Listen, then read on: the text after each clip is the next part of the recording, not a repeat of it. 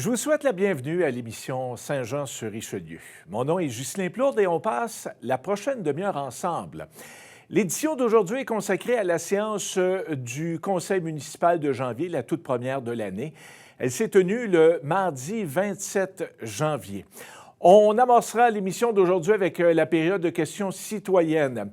Et les intervenants que vous verrez sont au nombre de 3. Si vous êtes des habitués de l'émission, encore suivez les réunions du Conseil. Ce sont nos habitués, ceux et celles les 3 qui assistent, je vous dirais, régulièrement à cette réunion du Conseil municipal joannais. D'abord, il y aura Sylvain Massé qui viendra nous parler du budget de cette année. Il ira de quelques recommandations afin d'économiser. M. Massé nous parlera également du programme fédéral Fonds pour transport actif. Suivra Dominique Pétrin qui nous parlera également du budget et qui ira lui aussi de quelques suggestions. Et à son avis, il faudrait absolument que le conseil municipal se penche à adopter des mesures pour réduire la dette de la ville. Et puis, il y aura finalement François Blais qui viendra parler notamment des inscriptions aux différentes alertes municipales. M. Blais qui va également questionner le maire sur la rémunération de son personnel de cabinet. Et puis, en deuxième portion d'émission, nous aurons droit à la parole aux élus. D'abord, la conseillère du Vieux-Saint-Jean, Vieux-Iberville et maire suppléante Mélanie Dufresne nous parlera d'une problématique de déneigement dans une zone de son quartier. Elle rappellera également un règlement important visant les déneigeurs privés et puis elle indiquera qu'elle appuiera la proposition de la famille de Marie Tremblay qui souhaite que le nouveau parc Bella, un parc qui est en construction du côté d'Iberville, porte le nom de Mme Tremblay qui a fait beaucoup pour la condition féminine et qui a été impliquée sur le plan communautaire et culturel durant 70 ans à Iberville. Et puis, en fin d'émission, le conseiller Bruno Santerre s'exprimera à propos d'une pétition concernant la circulation sur le boulevard d'Iberville et maintiendra qu'il a quelques craintes quant à l'impact du développement du projet Kelly pour les résidents du secteur Saint-Athanas. Place donc à ces faits saillants issus de la réunion du Conseil du 27 janvier dernier.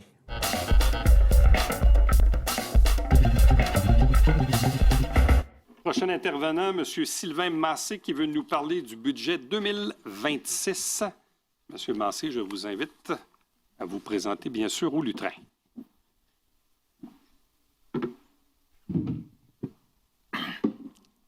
Bonsoir, M. le maire, les membres du Conseil.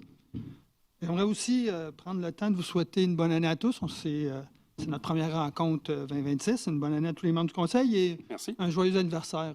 C'est gentil. J'aimerais revenir sur ma recommandation en lien avec le budget 2026 présenté le 16 décembre dernier. Les élus et employés doivent toujours se poser une question. Vous vous rappelez, j'ai dit ça, là, si c'était mon argent, je ferais quoi? Ça, c'est comme, j'aimerais ça que ça rentre dans les têtes de nos élus et de nos employés. Peut-être c'est déjà là, vous allez me dire, j'aimerais ça que ça devienne une mission dans la tête des gens. Car selon moi, ça n'a pas toujours été là. Je vais vous faire un commentaire aussi sur... il n'y a pas de trop petites dépenses à remettre en question. Je ne veux pas inciter, mais il y a un citoyen qui apporte souvent les lunchs payés comme une opportunité d'économie. Ça vous dit-tu quelque chose? Je pense que oui. Ne restez pas au premier degré et voyez ça plutôt comme un exemple à donner. Et des fois, il faut marquer le coup et il faut donner plusieurs exemples. On appelle ça faire sa part. Fait qu'il n'y a pas de trop petites dépenses. Plutôt que manquer de respect à ce citoyen, pourquoi vous ne tentez pas d'aller au-delà du 20 ou 25 $ que représente chaque repas? En passant, M. Latour, les entreprises, parce que vous avez fait un commentaire que vous avez déjà travaillé et que les lunchs étaient payés, les entreprises qui sont en efficience budgétaire coupent souvent ce genre d'avantages pour donner l'exemple et renforcer l'objectif. À vous de voir si ça vous appartient.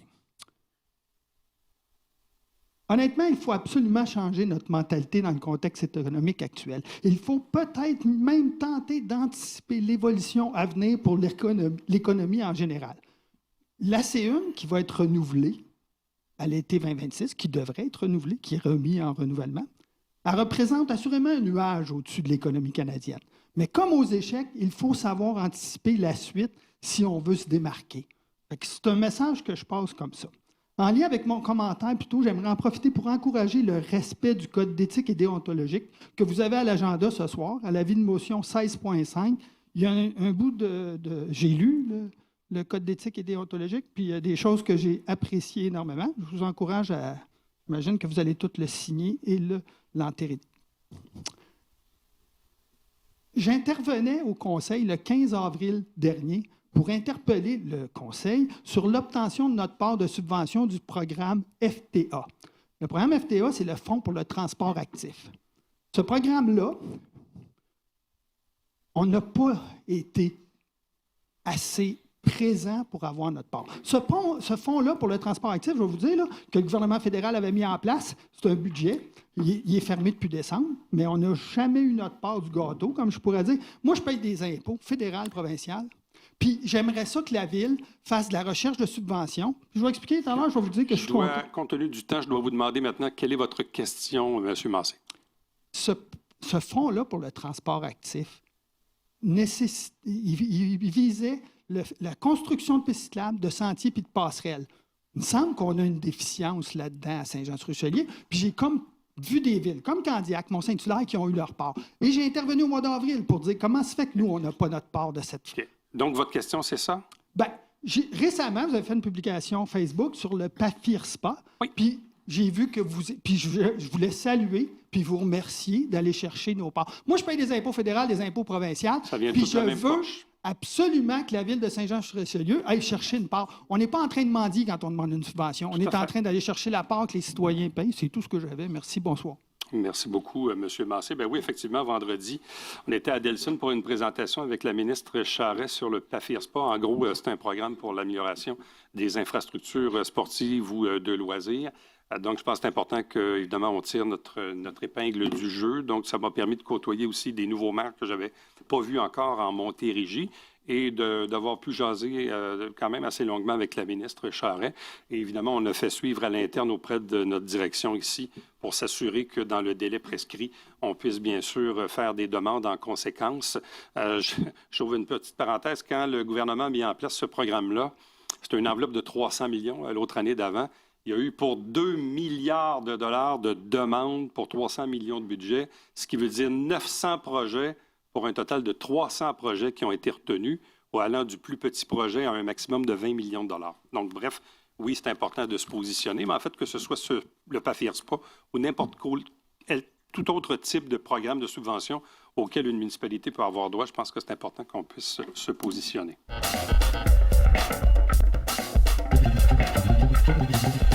Prochain intervenant, M. Dominique Pétrin, qui veut nous parler d'efficience.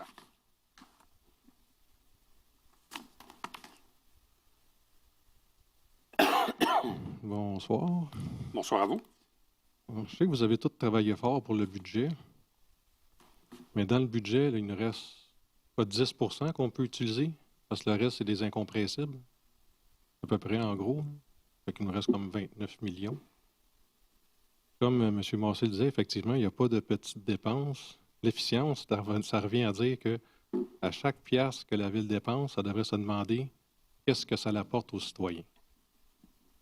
À moins que je me trompe. Quelle est votre question?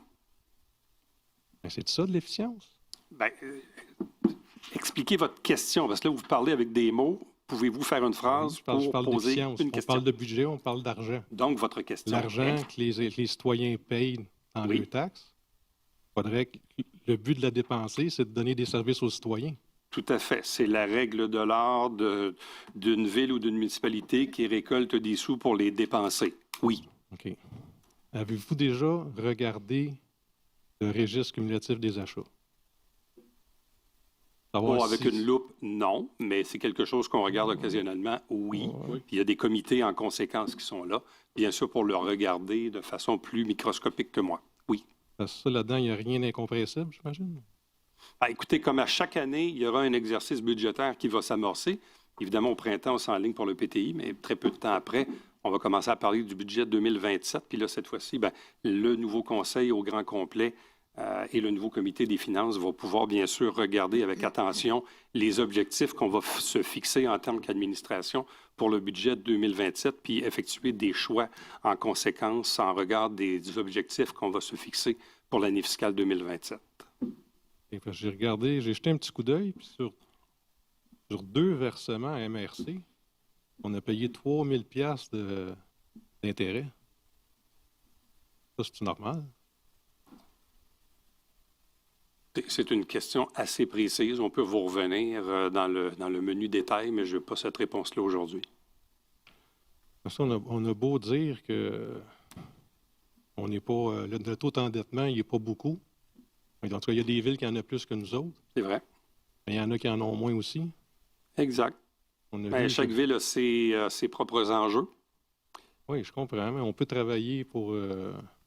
au lieu d'augmenter la dette, on pourrait peut-être travailler à la réduire. Moi, voyez-vous, là-dessus, j'ai un désaccord philosophique avec vous parce que ça dépend, on s'endette pourquoi. Si on s'endette pour payer des infrastructures qui vont durer pendant 50 ou 100 ans, au même titre que quelqu'un qui s'achète une maison puis qui souhaite la payer en 25 ans pour avoir un levier financier par la suite, moi, je pense que ça, c'est du bon endettement. Si on s'endette pour payer l'épicerie, je pense que ça, c'est pas bon. Bien, c'est ça. Je ne vous dis pas de ne pas avoir de dette, mais peut-être qu'on pourrait travailler sur la baisser au lieu de continuer à l'augmenter aveuglément. Parce qu'il y a eu des règlements d'emprunt. Il y en a un qui a été fait en 2023 qui est encore ouvert. 6 millions pour acheter des véhicules. Vous avez peut-être dépensé 2 millions, mais ça, c'est ouvert, là.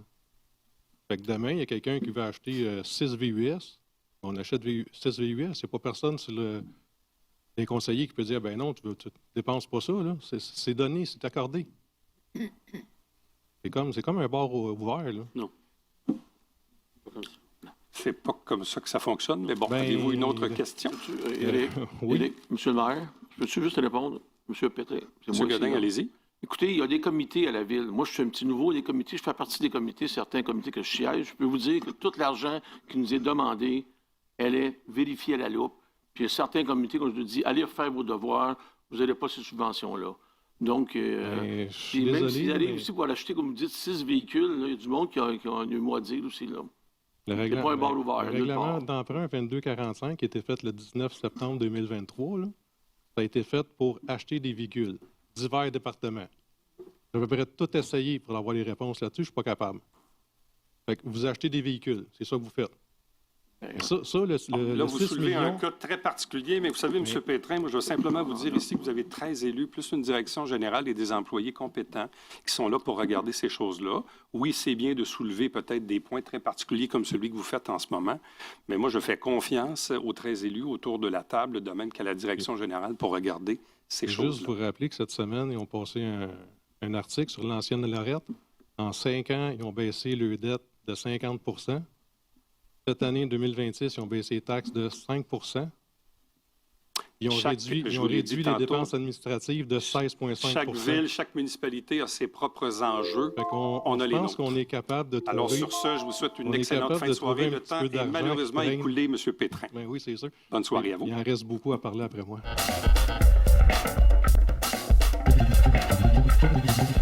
Donc, je vois que dans l'objet de l'intervention, vous avez 3 trucs, félicitations, suggestions et accès à l'information. Oui. Donc, le chrono commence maintenant, on vous écoute. OK. Concernant la réponse que vous m'avez faite, le suivi par rapport, honnêtement, vous devriez peut-être regarder si c'est toujours pertinent de faire affaire avec une entreprise spécialisée pour l'envoi automatique des messages pour les mesures d'urgence, les avis d'ébullition, coupure d'eau ou catastrophe naturelle. Pour moi, il n'y a pas de différence entre une catastrophe naturelle puis un débordement. Et votre suggestion est?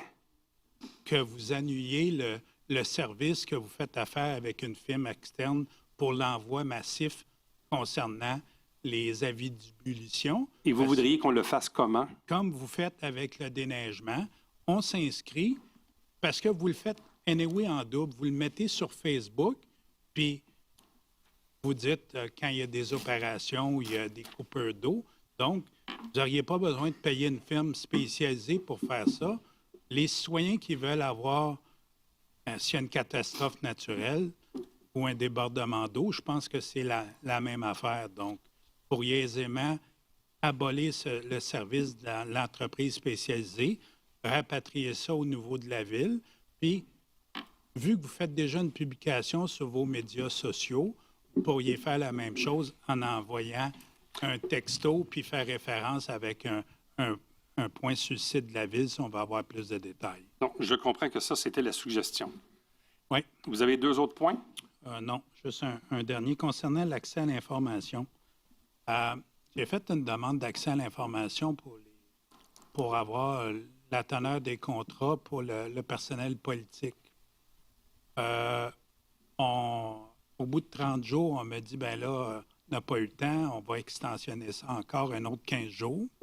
Au bout du 15 jours, on m'envoie un document qui est générique, qui est un document standard de la ville. Je ne comprends pas pourquoi ça a pris 45 jours pour m'envoyer ça. Ça n'aurait pas dû être bien, bien loin dans le site de la ville.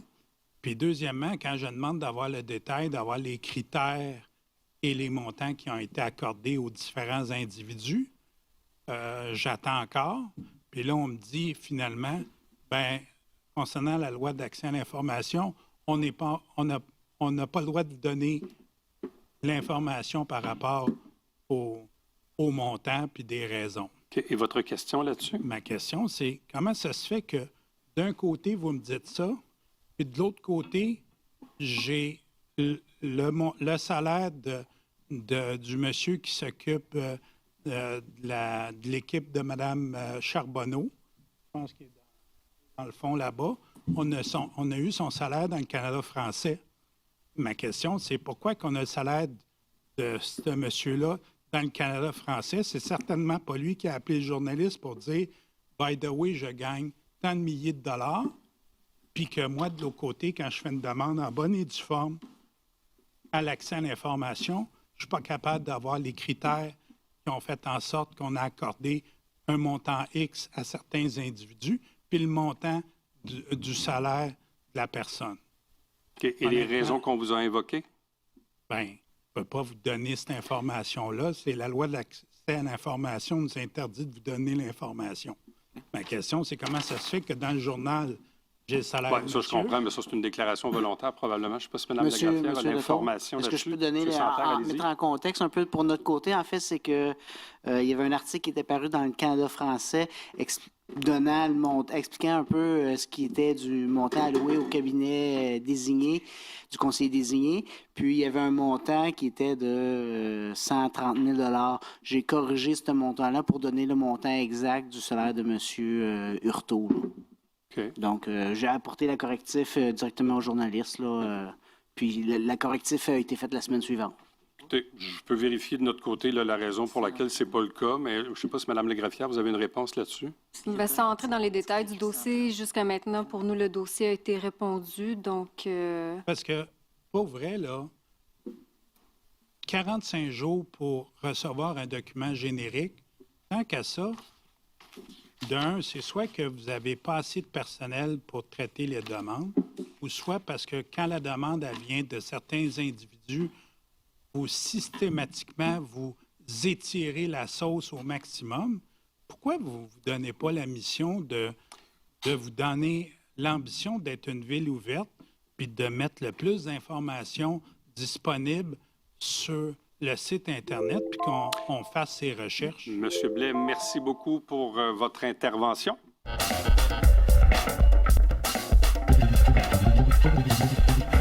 Madame Dufresne. Oui, alors, bonne année à tous dans la neige. On va parler de déneigement vite, vite, vite. Ça va bien. Plus qu'on a de neige, mieux qu'on s'améliore. Un point, la 7e avenue entre Riendo et Balthazar à chaque année. Ça fait 5 ans qu'on l'oublie. Donc, c'est important d'y penser. Je ne sais pas si on peut mettre une lumière rouge sur le papier, mais pas d'oublier ce secteur-là. Avertissement aux déneigeurs privés aussi. Au centre-ville, on est dans un milieu qui est plutôt densifié, donc c'est important d'aviser les déneigeurs privés de ne pas mettre leur neige sur la place publique parce que c'est un règlement municipal, puis il peut y avoir des contraventions qui s'en suivent. Donc là, actuellement, on est en train d'aviser certaines personnes, puis s'il vous plaît, j'ai pas envie qu'on envoie des contraventions à nos gens, donc faites attention, déneigeurs privés. Finalement, j'aimerais vous parler d'une dame, Madame Marie-Guillette Tremblay, c'est une dame très impliquée dans Iberville qui est décédée le 16 mars dernier à l'âge de 93 ans. Je veux vous parler de ça parce qu'on a un parc sur la rue Bella qui est en construction, puis on va devoir trouver un nom pour ce parc-là. Donc, je veux amener mon appui à ce qu'on puisse nommer Marie-Guillette Tremblay. Pourquoi? Parce que c'est une femme qui a fait beaucoup d'avancées pour la condition féminine dans Iberville. C'est une enseignante de formation qui s'est mariée en 1953. Et puis, son mari était très impliqué, un agronome. Très impliqué dans la région, qui a dit à sa femme, je te suggère de peut-être être impliquée toi aussi. Donc, c'est ce qu'elle a fait sans hésitation. Elle n'a jamais lâché parce qu'elle s'est impliquée pendant 70 ans dans sa région. Dans l'ancien temps, elle était militante au sein de la Société de Saint-Jean-Baptiste d'Iberville. Elle était présidente aussi du secteur féminine de Baudry en remplacement de Mme Maria Boivin. Elle a fait plus encore en s'impliquant au Cercle des fermières d'Iberville. Elle est devenue présidente et ensuite présidente provinciale pendant plusieurs années. C'est elle qui a mis sur pied aussi le Symposium des arts qu'on connaît aujourd'hui. C'était le Symposium d'Iberville. Elle était marguillière et présidente à la paroisse de Saint-Athanas. C'est une dame qui était socialement impliquée, qui a mis des projets sur place, sur pied, surtout pour aider les jeunes femmes enceintes, entre autres, pour leur donner de la bonne nourriture, lui montrer comment cuisiner. Ça, c'était plutôt dans les années 70-80. C'est une dame aussi qui avait ses propres enjeux, qui a vécu des deuils en 1978 quand elle a perdu son mari et en 1996 quand elle a perdu sa fille. Mais elle a toujours continué, est devenue conseillère municipale en 1995. Bref, je vous épargne. Il y a un article qui est très intéressant dans le cahier publicitaire du Canada français du 3 avril 2014. C11, je suis capable de bien vous en parler parce que c'est moi qui ai écrit cet article-là. J'ai eu la chance de travailler avec cette femme-là. Puis je vous le dis, pour moi, elle a toute mon admiration. Ça a été une mentor pour moi. Sa famille va d'ailleurs déposer cette demande-là au conseil, au comité de toponymie. Donc, je vous suggère fortement de considérer sa nomination. Monsieur Santerre. Alors, bonne année à tous. La semaine dernière, il y avait une belle cause pour la cause. On a tous parlé de santé, mais la semaine passée, on a tous fait, tous les gens autour de la table ont écrit un petit mot pour belle cause pour la cause. Donc, on prend soin de soi avant de prendre soin des autres. On peut aller chercher de l'aide, il n'y a pas de problème à ça.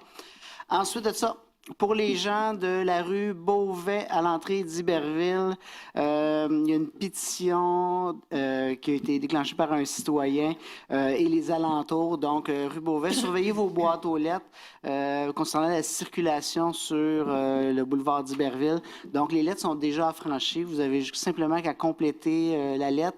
Si vous avez des commentaires ou vous avez des suggestions par rapport à la circulation dans ce secteur-là, remplissez ça, ça va prendre 5 minutes.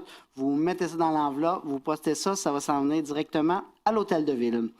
Ensuite de ça, deuxième point, concernant le développement Kelly, j'ai une rencontre le 23 décembre ici. Donc, j'en ai profité pour réitérer mes craintes par rapport à ce dossier-là. En fait, ce n'est pas le projet en tant que tel, parce que le projet qui est déposé a été fait avec les plus hauts standards de ce qu'on m'a présenté. C'est vraiment tout ce qu'il y a alentour. C'est-à-dire que le trafic que ça va générer sur la route 133, 3 véhicules à la minute en heure de pointe, sans compter tout ce qui se passe à la sortie de la route 35. Il y a eu des accidents cet été. J'en ai profité la semaine dernière durant ma rencontre avec Audrey Bogemans pour souligner ça aussi. Même si ce n'est pas dans notre secteur, que la sortie à Saint-Alexandre, si elle peut mettre de la pression là-dessus, que ça soit réouvert, parce que tous les gens qui passent par la grande ligne et se dirigent vers Saint-Alexandre et plus loin encore, doivent sortir par la sortie à Iberville. C'est à cause du trafic. Donc, le projet 240 portes rajouterait du trafic dans ce secteur-là. En plus de ça, j'ai souligné une autre inquiétude, on a parlé de lien cyclable, le lien cyclable sur la route, la rue Belle-Rive de Kelly jusqu'à Denicourt, où est-ce qu'elle se termine. Dans le fond, il n'y a absolument rien là. Donc, si on veut faire autrement, justement, diriger les véhicules, amener les gens à utiliser autre chose que leur véhicule, mais il faut qu'il y ait une autre option. ce serait la piste cyclable sur Belle-Rive. Donc, c'est important, on va avoir des choix à faire prochainement, de pousser sur... ça va être des nouvelles familles dans ce coin-là. Donc, si on peut avoir un lien cyclable sécurisé, c'est très important. Ensuite de ça, le manque d'écoles, on parle de terrain pour une école. Il y a eu dans le coin de Saint-Luc. J'ai réitéré que ce projet-là devrait accueillir un terrain pour une école. Ce serait le temps de le préserver. On est avancé dans le projet. Je pense qu'il n'est pas trop tard.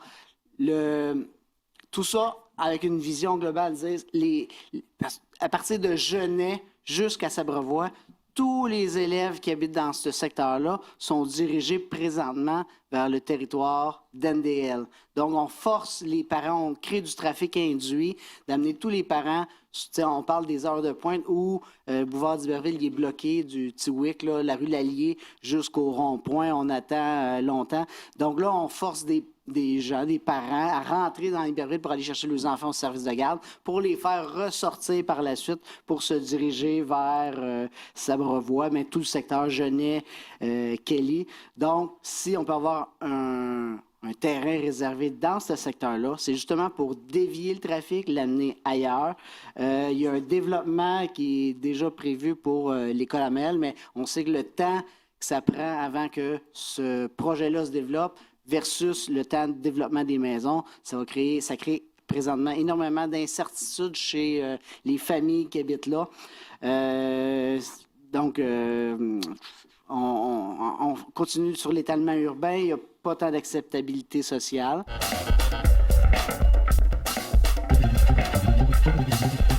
Eh bien voilà, c'est ce qui complète cette édition de l'émission Saint-Jean-sur-Richelieu, en espérant que vous avez apprécié. Pour revoir cette émission ou toute autre produite par la télévision du Haut-Richelieu, je vous invite à visiter notre site Internet tvhr9.com. Merci beaucoup d'avoir été des nôtres. Ici Ghislain Plourde. Je vous souhaite une très belle semaine et je vous retrouve très prochainement. Au revoir.